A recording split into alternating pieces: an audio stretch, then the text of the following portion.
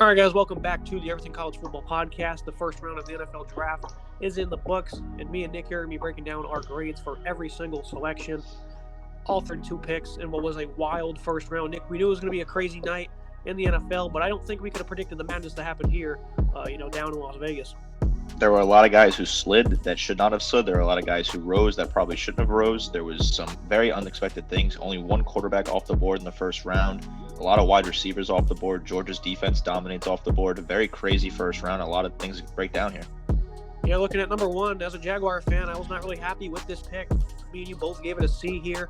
He's obviously got a lot of upside and very athletic because of his combine numbers. That's really what allowed him to rise. Versatile. That's another big reason why he's so coveted. High upside player, but he's kind of a project player. The production in college was missing, but again, if you remember, no one is ever having outstanding production for the Bulldogs. It's collectively a great unit, so I'm not too concerned about that, but he does have the lack of pass rush moves. I think he's got some nice toughness. He's aggressive. He's strong against the run, but again, consistency isn't great. Overall, not happy with Travon Walker going number one overall. Certainly there's a lot of talent with Travon Walker, but when you're picking first overall, you want to grab a guy that I think has more impact on the field. I look at a guy like Aidan Hutchinson. I look at even Kayvon Thibodeau. I think they have more impact on the field. If you're going to take an edge rusher, I think Travon Walker at one is just a little bit of a reach for them. A very talented player, but I just don't think this was the right pick for the Jaguars. Jaguars roster is really not in a position to reach for an upside player, but maybe they'll get it right. Certainly excited for his potential, but overall, not a great night.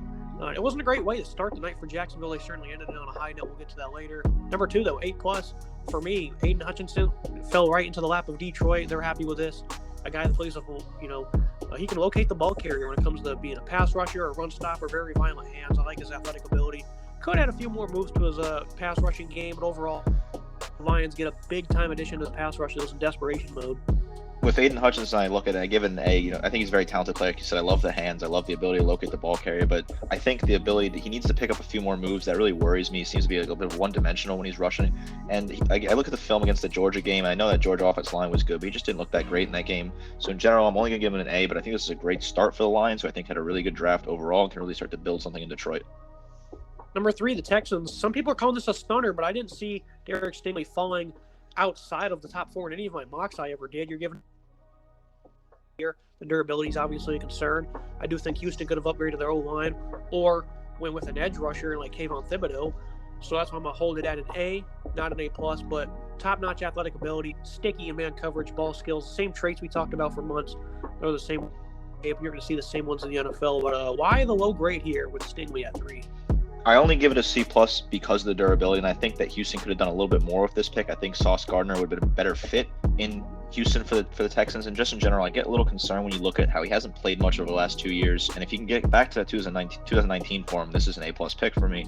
But if he's going to play it the way he has been in 2020 and 2021, that just worries me a little bit. I think C+ is where I feel for right now, but this pick can definitely change very rapidly if he starts to show out very quickly. Reasonable analysis, I totally understand. Talking about Ahmad Gardner, he went number 4 to the Jets. Robert Saleh upgrades his backfield. What a heck of a pick the Jets had. They ended up getting 3 very good props shortly. We both gave this one an A. His college days at Cincinnati, top-notch ball skills. I do think it's fundamentally the lack of experience in zone is a little concerning, but man in the NFL, and they can run with burners too. I thought he was very impressive how fast he is. Gardner. The Jets get an A for this pick, and they get an A so far in their draft. They've had a great draft so far. We're going to discuss that a little bit further, but the only reason they don't get an A+ here is, like you said, the lack of experience in zone just worries me a little bit. You can kind of see that on the tape, and that kind of concerns me, but Sauce Gardner has flown up the board for me recently. He's been up there with Stingley as the best cornerback in this class. He was a high riser towards the late end of the draft, sneaking into the top 5. I thought he was a super talented player. I love this pick for the Jets. They went defense in the first round and a wide receiver. They got the defense help they need. This is perfect. Robert Saleh got a player he's going to love and enjoy. This is great for the Jets. Yeah, that was just the scheme of Cincinnati was still, a lot of man, limited zone, so it makes sense. But again, that's an area you have to work on. Kayvon Thibodeau, the best player in the draft, according to me. A+ here for the Giants. I thought they had a great night. The bend off the edge is terrific.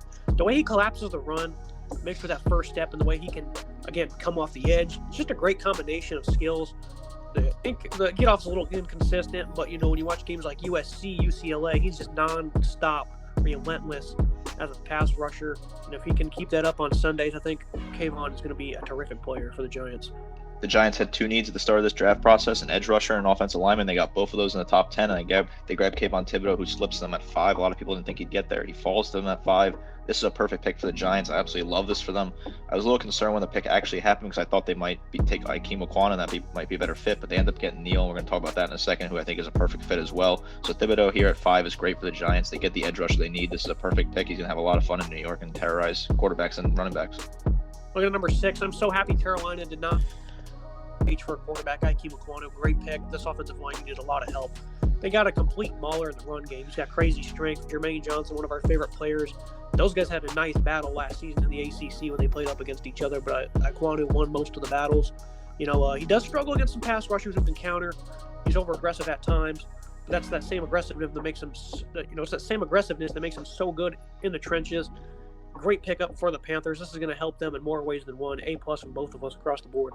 Ikem Ekwonu, easy and A+ pick. We thought the Panthers might take a quarterback, which I think was going to be totally the wrong move. There's a lot of talks about Malik Willis potentially, but they go and grab the offensive lineman they desperately needed. They get him at 6. This is a perfect fit. Like you said, A+ across the board. No complaints here from me.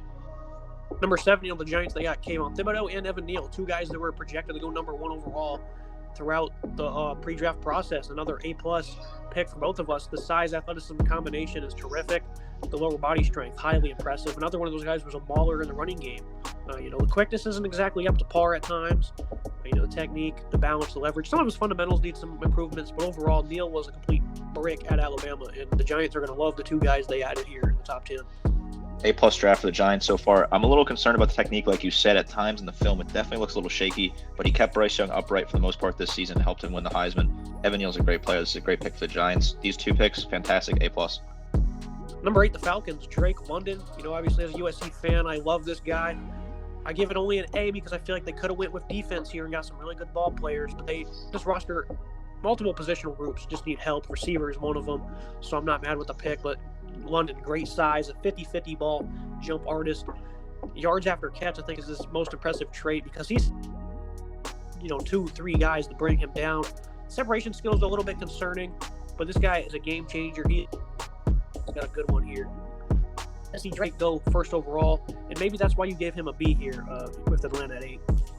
Yeah, he gets a B here for me just because he went first overall, and I also think that the Falcons needed some more defensive help. I thought that was more concerning with Kyle Hamilton still on the board. I figured that would be the pick here at 8. But to take Drake London, who, no disrespect to him, very talented athlete. I'd like to see what he can do, but he's coming off the injury, which worries me, and you're gambling your 8th pick on a guy who's coming off injury when you have more defensive needs. I think you could have done more if you're the Atlanta Falcons, but this is a great player. If he can rehab, get full health, he's going to be perfect. Like you said, 50-50 ball artist, running the slot, yards after catch, perfect. This is great. But for now, it's going to be a B just because I think there was a little more needs on the Falcons roster. Yep, I totally agree with that. Number 9, the Seattle Seahawks. It's kind of weird they waited until Russell Wilson got traded to get him some offensive line help. So now Drew Lock, over the future QB, have a great pass blocker in cross. He's great in that facet of the game because he had 700+ pass protection snap. Now, the lack of reps on the run game, it's not really concerning just because that's the offense he played in. Never really had an opportunity to showcase his skills in that area of the ball game. But I give us an A+ because Seattle, they've, for years, over the last 3 years, John Schneider's overdrafted the line. So that's why I give it an A+. You're not feeling the same way. You're giving him a B here, even top 10 in every single board I've seen this offseason. They get a B here for me because I just think that they were going to go for offensive line. It should have been in the past years. I had Russell Wilson. They trade him away. They're clearly rebuilding, and I think they should have worked on the defense a little bit more with this 9th overall pick. Again, there was so much talent available, and I like Cross, but the lack of reps in the run game, of course, it's not his fault that the offense threw the ball a whole lot in Starkville, but he just doesn't have the reps in the run game for me to be a top 10 pick. I just get a little concerned there. I love the pass blocking. I think there's a lot of upside here. I think this pick could be great for them, but right now I'm just a little concerned. I think defense might have been the better move here, but in general, great player, so we'll see how it goes. Yeah, the edge rushing unit from Seattle is also a big concern, and there was a guy from Florida State there they should have. But I think Cross is still a really good addition. The Jets at 10, Garrett Wilson. They go to the offensive side of the ball here. We both give it an A. Wilson, an elite athlete, ability, the ability to be an acrobat. When you watch him, the ball was thrown his way. The hands, the ability to catch in traffic. Guys, burner. He's a concentration, but another high upside player for New York. The Jets last year had an incredible draft. The Jets this year look like their draft is shaping up to be incredible as well. They grabbed Garrett Wilson, who is a lot of people's #1 wide receiver in this class. I love the athletic ability here, love the leaping ability. Wilson needs someone to throw the ball to. He gets a guy in Wilson to throw the ball to. I think this is a great fit for the Jets. They go for defense early, then they go for a wide receiver. You got to love that in the top 10. This is a great move for the Jets. I love this pick. Both New York teams, I think, had a really good night. 11, the Saints. They moved up to get Chris Olave, and at first I wasn't a big fan of this trade. Then I saw the run on wide receivers, and I was like, all right, I think they made the right move. Did give up their 16th pick, so they swapped, gave up the 98th and 120th overall. But Chris Olave, a player I love, fundamentals, route running, hands. Everything in that area stands out about Olave. No, he's not exactly a burner, even though his speed of the combine was pretty impressive. The yards after catch is not a big thing. And, he doesn't leap like his teammate Wilson does. I predicted Chris Olave and Trevor Penning to the Saints. They ended up getting both of them. Kind of crazy how I got. But the Saints and me must have been on the same page. I think Olave is going to be a great fit next to Michael Thomas as the #2. Is because he was taken 11th overall, or you're just not that big of a fan of him? It gets a C because he was taken 11th overall. I thought they could have waited a little bit and got him. I thought they were going to get up there and trade for Jameson Williams, who I thought was a perfect fit in New Orleans. Yeah. They get Olave, and I think Olave is super talented, and there's no doubting about that. We had him in our first round in a lot of our mock drafts, but I just think 11's a little too high for the guy. And in general, I think the leaping ability is not there, and the yards after the catch really concerns me. He's not going to be picking up a lot of yards once he grabs the ball. So to trade up, to trade like they did and give up 98th pick and the 120th pick for a guy that probably would have been there when they were picking later at 16. I think this is a little bit of a weird move for me for the Saints, but this has potential to be a great pick. But right now it's going to get a C for me just because of the trade. And you might even bump it up to a B after I saw the other wide receivers go off the board. But in the moment, I gave it a C. Yeah, it doesn't get a lot of yards after the catch, but he does that before the catch with his route running skills. Again, it's kind of interesting. They didn't trade up. But after what happened, I think this is a pretty good move. They got up and got their guy. Again, I thought Jameson Williams was also a perfect fit, but Olave, not a bad consolation prize. 12, Detroit. Speaking of Jameson Williams, they traded up. And considering how much they gave up, you really thought this might have been for a quarterback, even though we're not keen whatsoever on Detroit getting a quarterback here in the first 2 rounds. They gave up the 34th overall pick, also gave up a 3rd rounder here to move up and select a complete burner in the slot. He's a matchup nightmare. He might not hit the field until, later in the year, coming off the ACL tear. The size limits him a little bit on the outside, but guess what? He's not going to be there really much at all. He's going to line up in the slot on the inside, and he's going to win a lot. This is a great pick for Detroit. The Lions, people are talking about them taking a quarterback. Dalton and I both disagreed that a quarterback should not be taken in the first round by the Lions. They trade up. A lot of people thought quarterback. They go with Jameson Williams, I think is a perfect fit for them. The injury concerns are certainly there, obviously, but he has time to rehab, get back into the swing of things, get comfortable. The speed is there. The slot matchup is just a nightmare, like you said. This is a great pick for the Lions. They grabbed 2 great players in Hutchinson and Williams in the top 15 picks. I really like this move from Detroit. Yeah, 2 of the top players in college football last year, and they got them both. So good job from Detroit. Build up the roster a good bit that's in complete turmoil. 13, an interesting move here from Philadelphia. They moved up probably thinking they were going to get Jameson Williams. I think they overplayed their hand. From Houston, though, they moved back 2 spots, but still they moved back 2 spots, added 3. So I think that was a good move for them. The Eagles get Jordan Davis here at 13. Davis is obviously a great, but again, he's kind of limited, especially when it comes to being a pass rusher. He's a complete gap clogger. Guys like Frederick Cox has probably got 1 more year left. Brandon Graham, that defensive front that's been for a long time very good, starting to get old, and that's probably why they. I don't know if this is I do think that the defensive line was in good enough shape for them to go elsewhere at 13, especially. I wouldn't call it an overdraft. It just seems more like a panic move for me when you look at this. They clearly wanted Jameson Williams. He goes right before they get there. The thing for me is he lacks the upside as a pass rusher, and the Eagles need pass rushing help. They needed to get to the quarterback, and he just not going to be able to really do that. And the stamina there, he's only going to be able to play 2 downs. He's not a 3-down player. I just think that at 13, especially trading up there, if they hadn't traded up, that might be a different story. But to give up a 4th and 2 5th-round picks to move up and grab this guy, I just don't think it's really worth it there for me. So it's going to get a C+ for now. There were other players available they could have grabbed. Clearly, they made a panic move after they lost Jameson Williams. I'm just a little uncomfortable with this pick. Not sure how I feel about it. Yeah, I don't think we had Jordan Davis in any of our mocks, even back when they had 3 first-rounders going to the Eagles. I probably could have went with a linebacker here. We'll see how it pans out. Davis is a really good ball player, but for the value, a little iffy. Talking about value, Baltimore. I'm not going to mess this up. We both get an A+ here. Kyle Hamilton, we had him in my final mock. I had him going 4th overall. He falls to 14. The Baltimore Ravens get a big-time addition. After they got him here in the middle of the first round, great range. The football IQ is off the 20. He tackles very well. Backer, he tackles like a downhill. This is a great pick for me. Yeah, I agree. This is a phenomenal pick. He doesn't have a lot of speed. People are saying he maybe fell in the size. He wasn't going to run very fast. Off. From the combine, A+ overall. Hamilton should have not fell this far. But Baltimore, great addition. I felt he was going to fall a little bit just because positional value. I figured that a safety might fall, but I didn't think he'd get past 8. He goes to 14. This is an A+ pick for the Ravens. They get a guy who's so talented. You look at the film, especially in the game against Florida State on opening weekend. He was so talented in that game. Made a ton of great plays. I love the way he tackles. Love his football IQ. We've raved about him all process. This is the best athlete in the draft for me on the defensive side of the ball. Really talented player, versatile. The Ravens get a great pick here at 14, and this is not the first time the Ravens can have an A+ pick tonight. Yeah, Baltimore, they've done such a good job. Their front office is just over the last how many ever decades it's been phenomenal. I get them from the back, and then a few minutes later, I was not praising them. I was actually pretty on green a lot. First round, maybe the middle of the second. They took him 15th overall. Big time reach here from Houston. We didn't give them good grades whatsoever. Strength, some position versatility, but he did struggle at tackle. Especially against Arkansas, where he got demolished. He's likely going to be restricted to the next level. What were the Texans thinking here when they had an opportunity to really make a splash? This makes no sense to me. Like, I guess when you look at it, the fact that he can be versatile on the offense on the line is nice. That's helpful. But in general, I just think that this is a total reach. Moving. They moved down. You thought they were going to pick somebody up here. It was smart they picked up some draft picks, but then they grabbed this guy who was ranked as the 105th prospect in the draft. A late first round, maybe early second round, and I just don't think 15 is the right spot. This is a complete reach for me. I don't like this pick at all. Gets my lowest grade tonight with a D. Poor move by the Texans here. They needed a lot of help, and this is just not going to really do it for me, and I don't like this pick at all. Kind of reminds you of the Raiders last year taking Alex Leatherwood when they probably shouldn't have. 15th overall for Kenyon Green, that was just, I don't know what to say. It's not a good pick. Number 16, Washington. Up a handful of extra capital. Dotson. I give it a C+.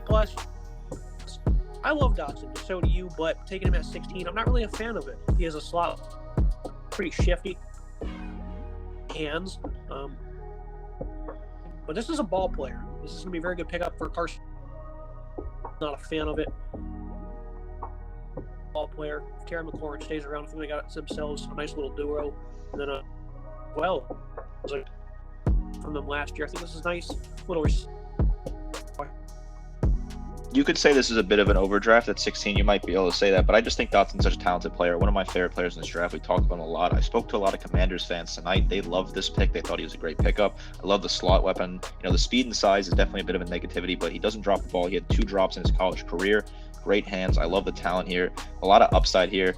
And I give a little more credit because they did trade back and get some more picks, which doesn't make me feel too bad about drafting a little bit early. I give it a B+. This is a solid pick for me. Maybe a little early, but in general, I think Dotson's such a talented player. This will work out fine. 17th. Didn't expect them to go offense one bit. Figured they needed some run defense help. They went with Zion Johnson, though. Not a bad consolation prize whatsoever. This is a guy both of us really liked. Skyrocketed up the board here late in the process. He's a phenomenal inside run blocker, disciplined, great IQ, lower body strength is terrific. His technique needs a little bit of work. He struggles with some of those speed rushers.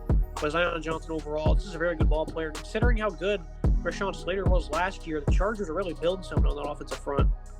The offensive line looks great for the Chargers. Didn't expect him to go offense. They go grab Zion Johnson here, a guy that's flown up draft boards in recent. When we first did mock drafts in February, he was down towards the late second round. He flies up here to the middle of the first round. I think he's a very talented player. Like you said, the speed is just a little bit there, and the technique could use some work on, but I think they'll work on that in LA. This pick gets an A- for me. Great player. I love Zion Johnson. This is a good fit. Yeah, and remember they got the Packers center last year as well. I can't remember his name off the top of my head, but they got him from the Packers last year. They got a really Justin Herbert is going to love the protection and the weapons he has. LA, dark horse Super Bowl contender as we enter the next year. And this is where things continue to get crazy. The Titans really shook things up. Well, I forgot to put my grade there, but I give this one a B. The Eagles get A.J. Brown and re-sign him immediately to a massive deal, $100 million over 4 years. The Titans got this pick, and they also got a third rounder. I like Treylon Burks. They instantly traded up to get his replacement. The size, the ability to make the catches in traffic, his body control. He really displays his skills against Ole Miss and Alabama, including his yards after catch and that leaping ability. Burks needs some improvements, when it comes to route running and concentration. And his 40 time was a little disappointing in Indianapolis. A lot of people were disrespecting it, but you don't see that on tape. I think Burks is a really good ball player. Maybe a tad bit of reach here at 18, but considering, they traded A.J. Brown and drafted his replacement, I think it's overall. They send out A.J. Brown. They grab his replacement right away with Treylon Burks. I love his yards after the catch, the tape against Ole Miss, tape against Alabama. That's the stuff you love to see. I know the combine stats weren't the greatest, but I'm looking at the film. I think the film speaks volume in general. Very talented player. If he can just work on not dropping the ball, work on the route running a little bit, I think this is a great fit for the Titans. And they get a third-round pick in it as well. I think this is a great fit. I give them an A here. This is a good move. Yeah, I'll boost my grade a bit too, because as a Jags fan, we no longer have to see A.J. Brown twice a year, so that's good. 19, the Saints. I nailed both of their picks. Trevor Penning here, nice arm length. He explodes out of his stance. He was one of the high risers at the Senior Bowl. He was highly impressive. He's kind of a project player, though. He plays too high. Has a lot of penalties. Technique is not really superb, but a high upside player that replaces Teron Armstead. Draft went exactly as planned, at least in my eyes, for the Saints, because they ended up getting both of those players. I thought they would. How do you feel about Penning landing in NOLA? I agree with you. The Saints is a perfect spot for him. This is a really good move for them. I think this fits really well. The penalties, that's the only reason why they get an A- here for me, is the penalties. He's just a little sloppy in the play. That can be adjusted over time with good coaching. When you come out of Northern Iowa, it was a little sloppy on tape at times. In general, this is a great fit for the Saints, and you nailed it. Well, you have 20 Pittsburgh Steelers. They go with Kenny Pickett over Malik Willis. And I'm really proud of Kenny Pickett. Last year, one thing I talked about a lot is this is a big year for Kenny when it comes to improving his draft stock. He was a 4th or 5th round prospect at the time. Ends up in the middle part of the first round. Great job by him. And he stays home. The ball placement, when you look at Kenny Pickett, he throws a good deep ball. I like his ability as a dual threat guy. I would say that, dude, even though that's going to get him in trouble at times. He scrambles a little bit too often. He'll revert to those underneath throws because he's out of the pocket. Overall, Kenny Pickett, we were really torn on the quarterbacks here, but do you think Pickett was a better pick than Willis here for Pittsburgh? I think the story of Pickett staying in Pittsburgh, staying home, is an incredible story. That's an awesome thing to see, and I'm really excited to see how that plays out. But in general, I thought Willis just might be the better prospect. But Pickett's, the ball placement's there, the good deep ball. I love his dual threat. I love his, the velocity. I just get a little concerned. He's a little reckless with the scrambling. And I thought the Steelers were definitely nailed on with Willis. They surprised everyone. They grabbed Pickett. This is going to work out long-term for me. I believe, this is a good fit. I like to stay home. Like I said, the story is great. Like a storybook there, right there. I love that. But in general, I just get a little concerned with this. I think Willis might have been the better option, but I guess only time will tell. It's a B for me for now. The Steelers needed a quarterback. They get one. Yeah, it's pretty crazy. Player college ball and NFL ball in the same stadium. That's just phenomenal. Couldn't write it any better. Congrats to Kenny Pickett. That was a big-time moment for him. 21, the Chiefs. They moved up. They traded with New England. The Patriots acquired the 94th and 121st pick. They also swapped first-rounders. Trent McDuffie. The Chiefs really needed a lot of help in the secondary, and they got a guy that we had top 15 at one point. Phenomenal athlete. He's the high-energy tackler. I know he doesn't always wrap up. He's not the best when it comes to technique, but he gets into the play with that energy. You always notice him on tape when he's there to make a play. The football IQ I really like. He can run the burners, too. I think he's a heck of an athlete. The length is, atrocious. But other than that, this is a really good football player. I think Kansas City did a pretty good job tonight by upgrading their quarterback position. Only gets a B+ for me because he doesn't wrap up in technique on the tackling. It's just a little sloppy, but I think that can be fixed with coaching. I like McDuffie a lot. Chiefs trade up a little bit here. They grab this player. I think it's a solid pick for them. Yeah, I did think Daxton Hill was a much better fit, but McDuffie can play an outside corner, so not bad one bit. 22, the Packers. For some reason, I gave it an A, and that's just because of the upside. He was coached up by some of the best in the nation, at Georgia, like guys like Will Muschamp, Kirby Smart. He's got some raw athleticism, too. That thing's pretty eye-popping. Packers, though, they took Quay Walker as the first linebacker over Devin Lloyd and Kobe Dean. He does have those quick feet. He's pretty nice little feel in coverage, but overall, he doesn't provide much of anything as a blitzer. Production was never good. He never really stood out on that Georgia defense when you watched him. I give it an A just because of the upside, even though I kind of feel like I should probably reverse that and go down. Need a linebacker, and that might be why you gave him a C+ here. The Packers got a C plus because they didn't need a linebacker, just like you said. They needed a wide receiver, in my opinion. They had to take one at some point. They're gonna have to do that later in this draft because they haven't tonight. I just think that this is not a pick that fit. And Devin Lloyd was better. Nakobe Dean was better at linebacker. If they wanted to go linebacker, I don't like the speed. Can't really blitz. He didn't really notice him on the tape.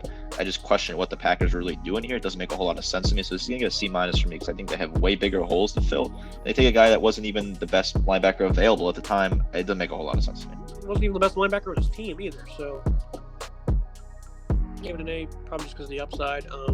23 overall, the Bills, they traded up a bit, swapped with the Ravens. We'll get to that in a minute. That was a big-time trade. They also, Baltimore also got the 130th pick. The Bills have the luxury of kind of doing whatever they want in this draft because their roster is so good. Kaair Elam, though, kind of shocked me here with this pick. He's done good. I think he's pretty aggressive. I think he can run vertically, at least when you watch it on tape. But overall, he's got some issues with his technique, the man coverage skills. He's kind of inconsistent. I give it a B plus because I think he'll fit right into what's already a pretty talented Bills secondary. They're not going to leave him on many islands. He's not going to be tasked with too much. But overall, I think the Bills could have got better here at 23.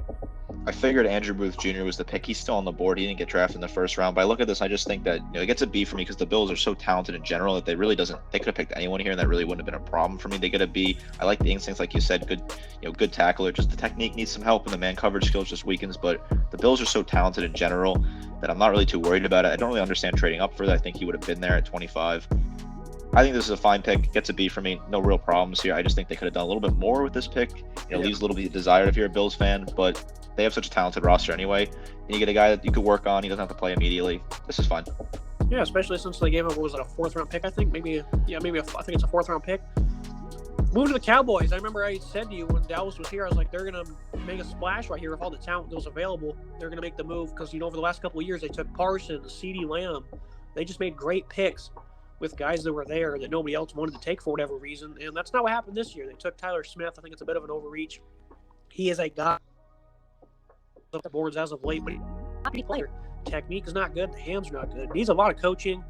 I think Jerry Jones is putting a lot of staff. Maybe that's why they went with this pick here. But he's very powerful. He was a heck of a run blocker. Got some long arms. He's aggressive. So that nasty aggressiveness, though, does get him in a lot of trouble. B minus for me. I was not really thrilled with this pick, especially with who else was available. I thought they could have added a lot more athleticism to their defense, but they opted to go with a tackle. Micah Parsons was the pick of the draft for me last year. They grabbed Tyler Smith here. He gets a B for me because I think the upside is definitely there. I can see the potential, and I think I can see what the Cowboys see. They see a potential. They see a guy they can coach up. That's what the vision is for me, I think, in Dallas. Like you said, the technique in the hands definitely need to be worked on, but the vision for the potential of this guy is definitely there, so I can see why they took him at 24. This kind of fits right with him. A couple mock drafts recently I saw had him in the 22 to 25 range.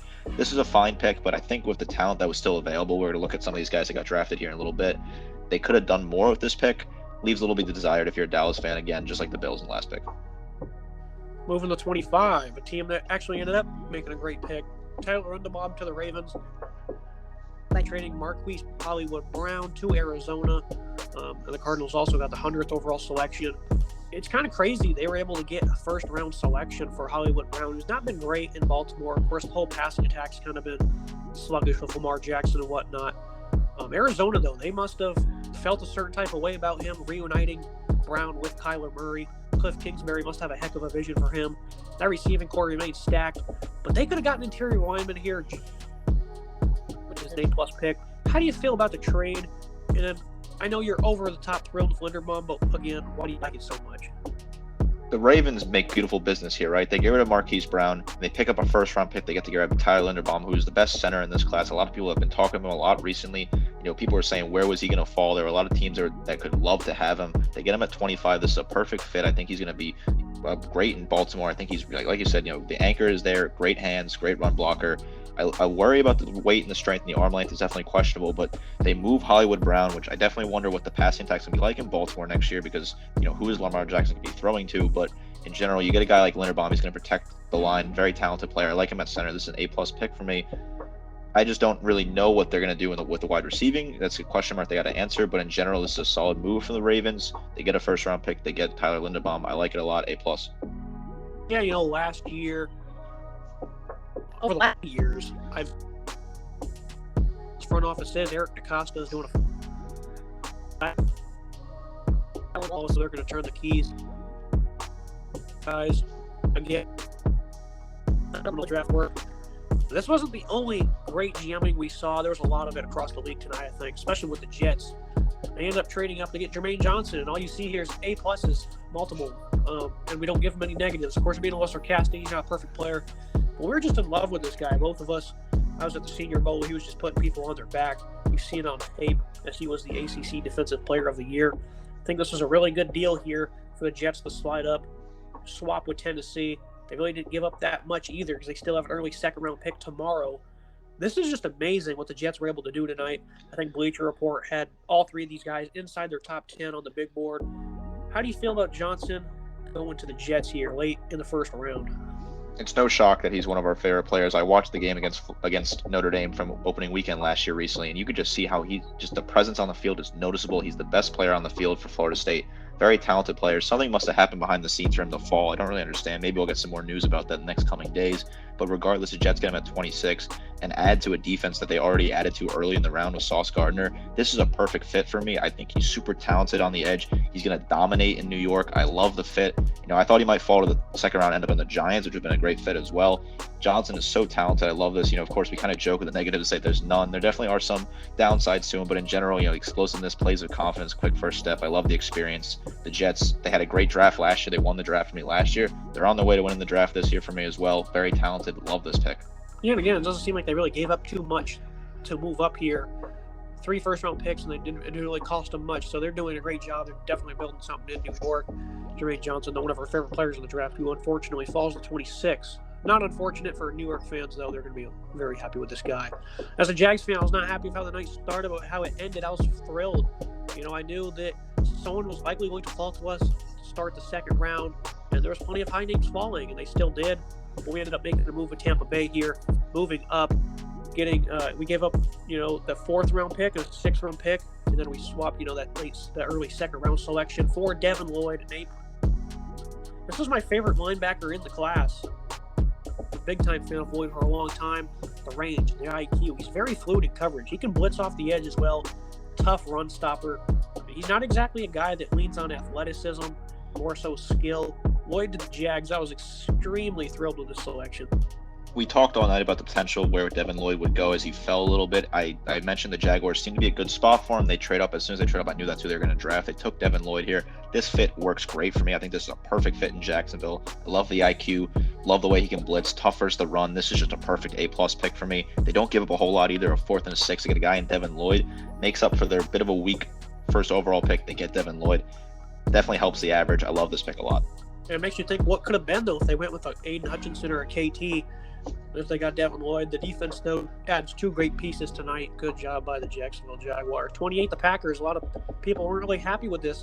And I understand why. The Packers really don't need any help with the defensive front. But Devontae Wyatt is a beast. This guy's got great quickness. Heck of an explosive inside pass rusher. He's got a repertoire of moves. He's got some inconsistent hand placement. But he did play for a phenomenal Georgia defense. Got coached up plenty. I think Wyatt is a high upside player for the Packers. I've seen him very high on a lot of boards. You gave it a B-. I gave it a B+. I think you could even do higher than that. Wyatt is a heck of a player. I think for the value at 28, makes a lot of sense, even though they didn't really need this positional upgrade.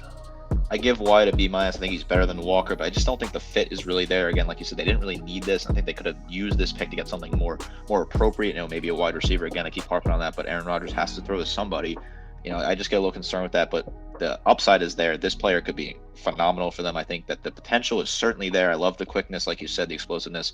But for now, it gets a B- for me just because I think the Packers could use more help. And I feel like this is a common theme with the Packers. They don't seem to address needs. They draft players they don't really need. I look at Jordan Love. They don't really address their needs. They just kind of just draft players that have potential, but that just doesn't make a whole lot of sense to me. This pick, I love the potential, but it just kind of confuses me. It's been a running theme with the Packers, so we'll see how it does. But for now, it gets a B-. But this potentially gets an A for me. Yeah, it just seems like the Packers they're kind of in desperation mode. We'll just draft Georgia Bulldogs because they took Stokes last year. But you're right, though. The Packers, that was a big reason why Aaron Rodgers was so angry, is because they don't really seem to know what they're doing when it comes to drafting. And again, that seems to be the theme here in 2022, especially when there's some solid pass catchers they really could have got at 28. 29, Patriots, they moved back, acquired a handful of later round picks. Cole Strange out of UTC. strange pick here. They said on ESPN this is a Bill Belichick type of player. He's a strong, nasty run blocker, and I guess he's got some versatility. I didn't watch any film on him. I did see Travis Jones put him on his back at the Senior Bowl, so I do know that about him. But I'm going to give this a C. So do you. I do think the Patriots could have gotten a lot better here. They probably could have got Strange in the second round, especially with the GMing Belichick does. Maybe this will end up being a good pick, but at first glance, I'm not a fan of it, especially with who else was on the board. I haven't watched much film of Strange. The only film I watched was at the Senior Bowl. He was playing on position, so I do have to give him some of that. He was playing at center, which is not really where he played at UT Chattanooga. But there was a video going around on Twitter of Rams head coach Sean McVay saying they had him the Rams tried to grab him in the late third round with like the 154th pick, and then the Patriots grabbed him at 29. So obviously Bill Belichick must see something the rest of us don't. Maybe he studied a lot of the film from UT Chattanooga. I don't really get this pick at all. It gets a C- for me. He is a nasty run blocker, but I just think they could have done better at 29. Maybe gone defense here. Doesn't make a whole lot of sense to me. And it's Belichick, so we won't overreact for a couple of years, but I mean, again, there's a lot of good players. I mean, they just lost J.C. Jackson. Andrew Booth is sitting right there, so we'll see what happens with this pick in a couple of years. Number 30, the Chiefs. They ended up getting George Karlaftis. I think I even had him going there in one of my mocks recently. You gave this a B, which I'm a little shocked by because we're early pre-draft process. He's a 3-down player, heck of a pass rusher. I think he's a pretty nice athlete, hard worker, an explosive motor. He doesn't change direction great.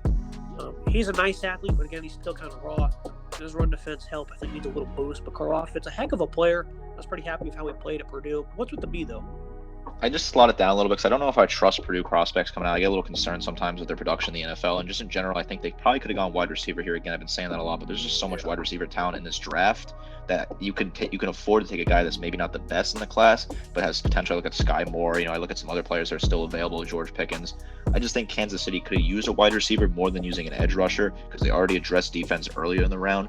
I think Karlaftis has great potential, and it gets a B for me right now, but it can go up to an A for sure. I just get a little concerned because, like I said, again, the Chiefs need a wide receiver. They don't have Tyreek Hill anymore. They could have gone and got Sky Moore. I think that would have been a better fit at 30, but Karlaftis is a great player. We'll see how it goes. Not too bad, but could use a little work for me. Yeah, I agree. Getting Watson or Moore and underneath slot receiver for Mahomes in that offense, they would have used them superbly. Now it doesn't look like they're going to get either of those guys. We'll see what happens tomorrow. But, yeah, I can understand that, considering who else they could have got. 31, the Daxton Hill. I thought they did bad on the defensive side of the ball, but the Bengals, they've got a lot of athleticism in the slot. He's being projected more as a corner here at the safety at Michigan. He's pretty inexperienced, though. Not a lot of reps to his name. Size and strength aren't good, but he does hurt for some reason on the screen. Playmaker. We're here for the defending champions. I think they did a pretty good job this offseason in retooling the offensive line, meaning they could look elsewhere here at 31. That's what they did. With the way the Bengals handled the offseason, like you said, it didn't really become much of a problem to get offensive line anymore. They kind of had sort of flexibility to do what they need to do. They grab a guy in Daxton Hill. It's really probably just best available at this point. Very talented player. I think he fits well in Cincinnati. I like this pick. The offensive line was such a concern, but they made a lot of moves in that department and fixed that problem up, and there wasn't a whole lot of talent left anyway. They get Daxton Hill, super talented player. The experience concerns me a little bit, but that can work over time. I like that he can play safety. I like the slot, athletic freak. This is great for me, an A for sure. And wrapping up the first round, the Minnesota Vikings picked up Lewis Sine. I wasn't really sure why they did this. They did, I think, made a pretty good deal moving back with the Lions. They got the early second-round selection and a third-round pick. So a good job at Minnesota in that area. I don't think this was the best pick, though. Of course, Harrison Smith, no, he cannot play forever. But this is a box safety. He's a hard hitter. He's got some really impressive size, but he does get lost in coverage at times. Some of his reaction time can be late. Just the inconsistency in coverage, I think, is the biggest issue with him. But when it comes to making plays in the box, he certainly, checks every category for that. B- though is how we're feeling. I don't really understand this pick, but it's not terrible by any means. I agree with you. It's not egregious, right? This is a fine player and not too bad. I think the Vikings just saw that Sauce Gardner, that's the guy they had their heart set on, and once it became evident they weren't going to be able to get him because he was going to go a lot higher than where they were, they decided to trade down, get out of there, pick up some capital. They get the 34th and the third rounder. Not bad moves at all for sure from a desperate Lions team. And they go here and they just grab a player, not too bad, has potential to work out, but in general, I don't know. I feel like they could have done maybe a little bit better here, but I don't think they could have done much worse. This is a good player for me. I don't really get it, though, entirely. But they picked up draft capital, and that's fine for me. The 34th pick and a third rounder, not bad work for Minnesota, though. And they'll pick second tomorrow, meaning Nakobe Dean could be right on their radar, so it might work out pretty well. I do think I did see a mock draft where Jameson and Williams went to them in the first round. I mean, maybe they were better off sitting right there and adding them to an already stacked offense. That probably would have been honestly better than this move, but I'm fine with it. I think it's a pretty solid addition. Let's wrap everything up for this episode, guys. Nick, it was a great first round. Can't wait to see what happens on day 2. Thanks for joining me. As always, this was fun. Night 1 was very wild. What are your expectations for day 2? Yeah, absolutely. This is a really interesting draft. I'm just really interested to see where Andrew Booth Jr. goes. The Giants pick him pretty early. Maybe they grab him. I think he's a very talented player. He's probably the one player I'm looking at that's slipping the most. Nakobe Dean, too. Where is he going to end up? The Buccaneers pick first tomorrow night. Who knows? Maybe they grab him. I just think this is very interesting to see some of these guys that shouldn't have fallen. It happens every year. Nakobe Dean and Andrew Booth Jr. are the two guys I'm highlighting. We'll see how they do. But some of the wide receivers, too. Sky Moore, very talented. Watson, the guy out of North Dakota State. You love him. Interested to see where he ends up. Yeah, I think this is the best collection of talent you've probably ever had on a day 2 of a draft. We'll see what happens, though. This was fun. Do it again sometime soon. Make sure you guys like, subscribe, comment. See you next time.